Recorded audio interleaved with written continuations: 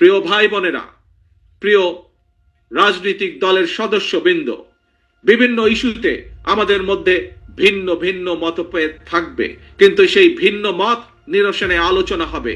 তবে জাতীয় ইস্যুতে গণতন্ত্রের পক্ষের রাজনৈতিক দলগুলোর মধ্যে যাতে মুখ দেখাদেখি বন্ধ না হয়, সেই লক্ষ্যে জাতীয় স্বার্থে আমাদের সকলকে ঐক্যবদ্ধ থাকা প্রয়োজন এবং প্রয়োজন।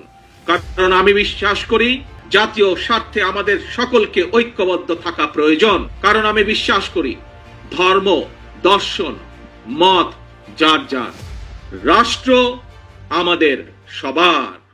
জনগণের রায় রাষ্ট্র পরিচালনার দায়িত্ব পেলে বিএনপি কি ধরনের রাষ্ট্র, সরকার এবং রাজনীতি পরিচালনা করবে, দলের পক্ষ থেকে ইতিমধ্যে ৩১ দফার মাধ্যমে একটি রূপরেখা জনগণের সামনে আমরা উপস্থাপন করেছি। একই সঙ্গে অন্তর্বর্তীকালীন সরকার সহ সরকার সকল গণতান্ত্রিক রাজনৈতিক দলগুলোর সাথে পরামর্শ করে সংস্কার প্রস্তাব গ্রহণ করেছে। তবে দেশ এবং জনগণের কল্যাণে এই সকল কর্মসূচি বাস্তবায়নের জন্য বিএনপি তবে দেশ এবং জনগণের কল্যাণে এই সকল কর্মসূচি বাস্তবায়নের জন্য বিএনপি জনগণের সমর্থন এবং সহযোগিতা চায়।